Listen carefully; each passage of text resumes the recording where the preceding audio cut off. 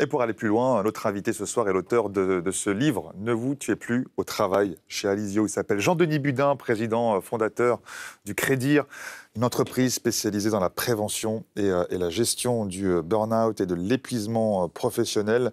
Il va nous rejoindre bien sûr d'ici quelques instants. On va essayer de... Il est là, il arrive sur ce plateau. Bonsoir Jean-Denis Budin, merci d'être avec nous sur France Info. Est-ce qu'on travaille trop en France ? Je pense que c'est un petit peu partout qu'on a des problématiques, si vous voulez, de charge globale et non pas uniquement de charge de travail qui sont devenues trop importantes. On passe énormément de temps sur les outils numériques, moyennant quoi, nous, on a la perception que cette augmentation de charge elle a lieu non seulement au niveau du travail, mais également aussi dans la vie personnelle. Ça veut dire trop de smartphones avant de se coucher, en se réveillant, dans tous les gestes du quotidien Tout à fait. Récemment, on a fait un petit sondage sur des médecins qui étaient en vacances et on s'est aperçu qu'après leur avoir fait couper leur portable à titre professionnel, eh bien, en moyenne, ils avaient passé 1 heure sur leur smartphone à regarder des news, à être sur les réseaux sociaux. Par conséquent, tout ce travail supplémentaire, cette consultation des outils numériques se fait au détriment du sommeil, d'où l'épuisement. Donc vous êtes en train de nous dire qu'en fait, notre cerveau se repose quasiment jamais et que c'est ça qui crée ce sentiment d'épuisement permanent ? Oui, tout à fait. On a non seulement une réduction, les études le montrent, d'1 heure au minimum de sommeil pour les gens qui travaillent depuis à peu près 20 ans, mais on a aussi une qualité du sommeil qui s'est beaucoup détériorée parce que ce qui est totalement toxique, c'est de consulter son smartphone et de s'endormir dessus. Et nous avons énormément de personnes que l'on rencontre qui nous expliquent qu'ils s'endorment sur le canapé. Et là, à partir de là, ils se réveillent vers 2-3 heures du matin. Ils ont du mal à se rendormir. Donc, c'est la quantité et la qualité de sommeil qui s'est beaucoup détériorée. On parle beaucoup, en effet, de smartphones, etc. Et on a presque tendance, parce que c'est aussi la société qui veut ça, à minimiser cette fatigue. Alors qu'en réalité, ça peut conduire à des choses très graves, à des suicides, par exemple. Alors, à partir du moment où ce cerveau se fatigue, on observe une réduction de l'activité neuronale. On peut même penser que dans certains cas de burn-out, il y a vraiment des neurones qui sont cramés. À partir de là, ça a toute une série de conséquences. Par exemple, ce qu'on appelle des dissonances cognitives, l'incapacité à analyser correctement un sujet.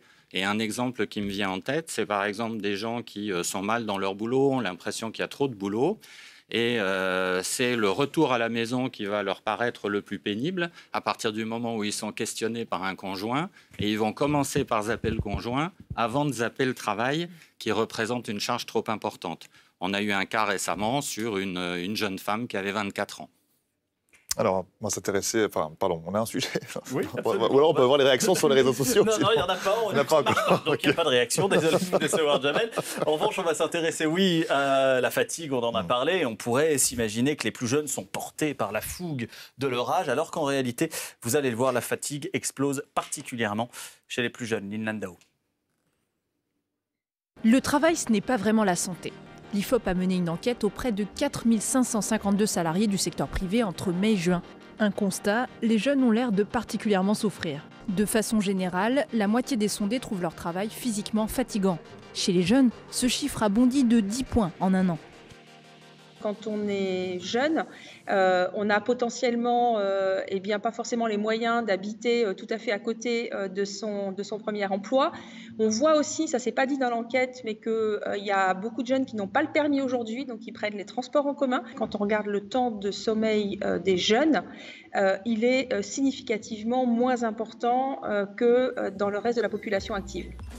La fatigue psychique joue aussi. Se concentrer pendant une longue période ou travailler très vite ou très intensément, pour 7 salariés sur 10, le travail est nerveusement fatigant. Chez les moins de 30 ans, ce chiffre a pris 7 points de plus. Les jeunes salariés sont aussi ceux qui, avec les cadres, ont le plus de mal à concilier vie pro et vie perso.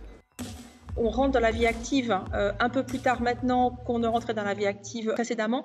Et donc peut-être aussi un passage vie étudiante, vie active qui finalement se fait un peu plus tard avec des rythmes de vie qu'il va falloir trouver, des équilibres nouveaux. Mais qu'est-ce qui épuise les travailleurs ? Réponse, l'ubérisation, la digitalisation et la fragmentation des tâches. Mais tout n'est pas perdu. Il existe des solutions, qu'elles viennent des entreprises ou des employés eux-mêmes. Ceux-ci veulent assouplir leurs horaires, favoriser le télétravail, mais pas seulement. La reconnaissance, des perspectives d'évolution, et les jeunes y sont particulièrement sensibles, plus d'autonomie, finalement peut-être plus de polyvalence aussi dans le travail. On a parfois tendance à considérer que tout est urgent, tout est prioritaire. Apprendre à gérer les priorités, c'est sûrement aussi quelque chose dans lequel on a une part de responsabilité et d'action possible. Alors, quand vous voyez ce sujet, quand vous voyez le baromètre qui dit que les moins de 30 ans sont les plus touchés par cette fatigue physique et psychique, est-ce que ça vous surprend, vous ? Non, ça ne nous surprend pas parce que dans notre centre où on accueille des personnes en souffrance et en épuisement depuis maintenant 7 ans, on a vu la moyenne d'âge baisser. Donc progressivement, on bat des records en ayant, et la plus jeune, il y a encore 1 ou 2 mois, avait 22 ans. Donc on sent bien cette difficulté et je crois que cette difficulté, elle est globale, c'est-à-dire qu'elle ne touche pas uniquement le professionnel mais aussi le personnel. Certains d'entre vous prennent peut-être les transports en commun pour venir au siège de France Télévisions. Regardez ce qui se passe entre la gare du RERC et votre siège. Vous verrez que 50% des gens qui marchent sont sur leur smartphone. Donc on a un problème global de non-repos du cerveau. Et on se bat, nous, dans les missions qu'on mène en entreprise, par exemple, pour que pendant les repas, pendant les pauses, les gens décrochent. Et c'est notre cerveau qui n'est probablement pas fait pour avoir autant de sollicitations. Mais il faut s'imposer aussi des pauses, parce qu'on peut être de nature, justement, ambitieuse, très cérébrale, à avoir 1000 idées à la seconde pour un créatif, par exemple. Il faut s'imposer, c'est une gymnastique, une discipline à avoir, justement, que de déconnecter. Il faut non seulement se l'imposer, mais aussi l'imposer dans le cadre du travail. On a beaucoup parlé de la loi de la déconnexion numérique. Mais en fait, il faudrait des déconnexions toutes les 2 heures. Et dans certaines entreprises de développement informatique, par exemple, il y a des pop-up qui sont mis sur les ordinateurs en disant « tu as passé 2 heures sur ton écran, tu n'as pas bougé, stop ». On met un écran rouge de telle sorte que les gens s'arrêtent un peu. Mais malheureusement, dans une entreprise où on intervenait récemment, on a vu qu'ils avaient mis ça en place. On va après de la machine à café et tout le monde est sur son smartphone.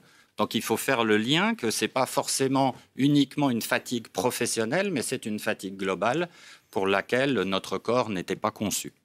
Alors, Soria Cadou nous a rejoint. Bonsoir Soria. Bonsoir à tous. Bonsoir. Pour le cas Soria, justement, chaque semaine sur France Info, le rapport des Français à la fatigue, lui, n'est pas de tout repos. Ouais, les Français sont fatigués d'être fatigués. Quoi de plus désagréable quand vous arrivez le matin au boulot et qu'on vous dise « Ouh là là, t'as l'air fatigué, vous avez l'air fatigué ». En clair, vous avez donc une sale tête et c'est limite vexant. Fatigués d'être fatigués, les Français, et inquiets de l'être. Regardez sur Google, « Pourquoi suis-je fatigué ?» C'est l'une des phrases les plus recherchées sur le moteur de recherche. Derrière 2-3 choses existentielles, vous l'avez vu. Nous perdons 7 ans de notre vie à trouver le sommeil. Et ça aussi, c'est fatigant. 7 ans de réflexion sur et si je me mettais sur le ventre, et si je comptais les moutons, et si j'allais prendre l'air. Selon une étude du cabinet Occurrence publiée par le Huffington Post, en moyenne, chaque Français perd plus de 6 heures de sommeil par semaine, c'est beaucoup. La faute souvent au boulot, il y a ce téléphone dont vous parliez à l'instant, à portée de main avec une notification toutes les 3 secondes de email, de WhatsApp, d'Instagram, de Facebook. Alors du coup, un actif sur 4 est victime de somnolence la journée, 1 sur 5 est insomniaque, et 1 sur 10 s'est déjà endormi au volant sur son trajet de travail. Donc ça, c'est grave. Et selon l'Institut, ce sont des chiffres de l'Institut national du sommeil. Et les problèmes de sommeil ne sont pas à prendre à la légère. Je suis crevé, voire super crevé, la phrase matinale devant la machine à café qu'on a tous prononcée ou bien alors entendue, c'est loin d'être super héroïque. C'est ça, plusieurs fois par jour. Une grosse fatigue donc qui n'est pas propre à notre siècle. Pourtant, déjà, dans l'Antiquité, la bile noire venant de la rate était soupçonnée d'être à l'origine de la fatigue, d'où l'expression... Vous la connaissez, se mettre la rate au courbouillon, ou alors se faire de la bile tout simplement, ou du mauvais sang encore. La tendance à l'époque, c'était de se faire tout simplement couper la rate. Voilà, ça c'était efficace. Pour d'autres, cela résultait de certaines croyances. Au IVe siècle après Jésus-Christ, cette fois, un moine constata que ses collègues piquaient du nez vers midi, d'où l'expression le démon de midi. Et au 19e siècle, merci, vous suivez, l'époque des changements et de la révolution industrielle, donc on parle de neurasthénie, dont les symptômes incluent la fatigue, les maux de tête et la perte de joie de vivre. Darwin, Oscar Wilde et Virginia Woolf souffraient déjà donc de burn-out. Voilà, donc la fatigue concerne tout le monde et je suis ravie de voir que personne n'a piqué du nez depuis ces 2 dernières minutes. Merci à vous. Merci beaucoup Soria Khaldoun pour le cas Soria. Merci infiniment Jean-Denis Budin, auteur de Ne vous tuez plus au travail chez Alizio. Vous êtes également président fondateur du Crédir, entreprise spécialisée dans la prévention justement de la gestion du burn-out. Merci d'avoir été notre invité sur France Info. On va retrouver